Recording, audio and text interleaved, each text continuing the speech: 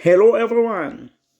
Aujourd'hui, on va parler du match entre le Real Madrid et Espanyol qui a été remporté par le Real avec 2 buts à 0.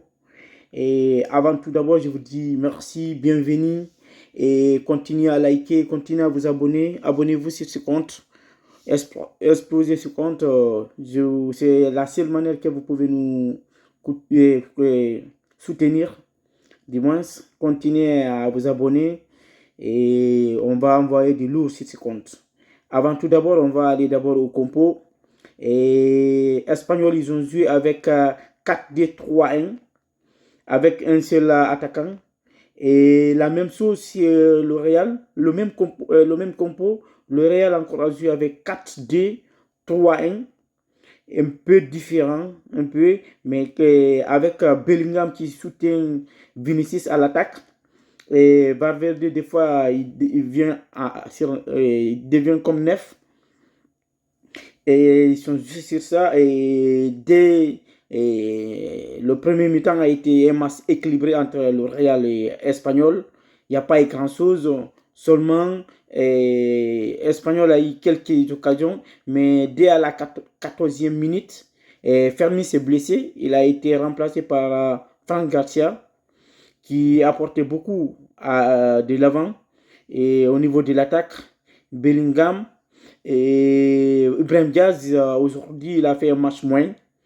Il n'a pas eu beaucoup. Il a donné aujourd'hui un match moins.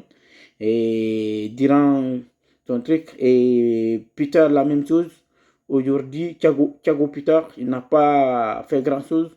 Il a fait un match vraiment moyen. Lunin, top. En premier mi-temps, il a tenu la baraque, il a été solide. Les deux défenseurs ont été encore solides, mais seulement c'est les relances de Rudiger des fois qui me faisaient peur. La même chose au OSN. En premier mi-temps, il a fait des relances pas académiques qui a failli nous mettre en danger. Mais en deuxième mi-temps encore, les 10 premières minutes du deuxième mi-temps, et Espanyol a dominé. On a eu saut, ils ont eu des occasions. Ils ont failli marquer, mais ils ont fait des frappes, mais ce n'était pas cadré. Il n'y a pas eu de grands tirs, mais seulement ils étaient un peu dangereux avec l'air attaquant et Dolan. Il a aujourd'hui fatigué beaucoup la défense Dolan. Il a fatigué beaucoup aujourd'hui Alexandre Arnold. Il l'a fatigué beaucoup. Et le gars, il est bien, celui des Espagnols, Dolan. Il a aujourd'hui beaucoup fatigué la défense du Real. Mais après, dès à la 55e minute, dès qu'on a fait le changement, il y a eu Mastantuno est rentré avec Garcia. Les deux, ils ont beaucoup apporté de fraîcheur et de simplicité et de mouvement devant. Directement, on a eu le but de Vinicius. Ses débuts, franchement, a été des beaux buts. Mais je préfère beaucoup le deuxième but. Disez-moi dans les commentaires, vous préférez lequel? C'est le deuxième but ou c'est le premier but que vous préférez? Dites-moi. Et après ça, Arnold, il a fait un bon match de mon côté. Et en deuxième mi-temps, depuis leur premier but, ils ont pris le match à leur main. Et il y a eu de l'entente, des cohésions, des combinaisons, des belles combinaisons. Vinicius, il a fait aujourd'hui un match exceptionnel, un match de haut niveau. Il a fait doubler. Chapeau pour lui. Depuis qu'il a marqué, il était libre. Mais ce qui me fait du mal à côté de Vinicius, il parle beaucoup. Il est trop agaçant. Il parle beaucoup, il parle beaucoup. À chaque fois, même si c'est pour lui la faute, il vient, il parle à l'arbitre. Moi, je voulais, depuis à la 75e minute, je voulais qu'on le fasse sortir pour ne pas qu'il prenne un carton rouge. Parce qu'on a le Classico qui va se jouer le dimanche prochain. D'ailleurs, le Real a retardé le sacre du Barça parce qu'il a l'air victoire retarde le sacre du Barça de plus.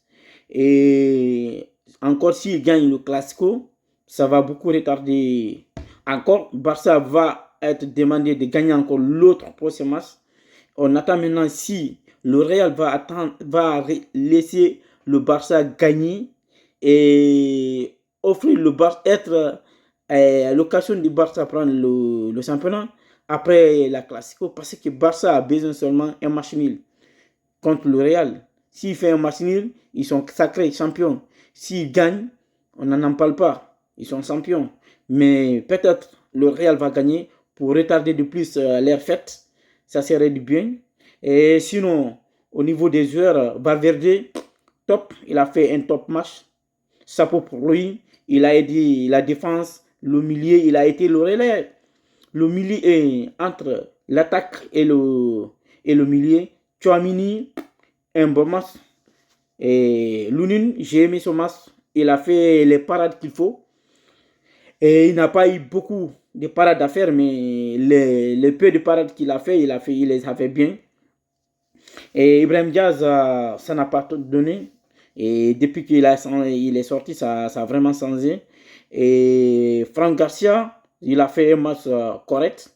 Pas trop flamboyant, mais correct de mon côté. Et là, on attend de voir maintenant. Vinicius, il a été sacré l'homme du match. Il mérite. Il a fait un bon match. Et Espagnol, leur côté, depuis le Real a marqué, depuis que le Real a marqué, ils n'ont pas pu faire grand chose. Seulement, c'est de faire des fautes. Ils ont fait assez de fautes. Je ne sais pas si c'est 14 fautes qu'ils ont fait. Et c'était beaucoup. Et côté de Real, ils ont fait quelques fautes, mais pas beaucoup. Parce que moi, j'avais peur que Vinicius prenne un carton rouge, hein, parce qu'il avait un carton jaune. J'avais vraiment peur. Mais heureusement, il n'a pas pris. Et l'équipe va être complète. Mais c'est bizarre, hein. Si Mbappé n'est pas là, l'équipe joue mieux que s'il est là. Je ne sais pas. Moi, je n'ai rien dit. Et du coup, je vous dis, prenez soin de vous. Et à bientôt, à la semaine prochaine pour le Classico. On va le regarder. Prenez soin de vous. Merci. Continuez à liker, à vous abonner. Allez, très bientôt. Merci.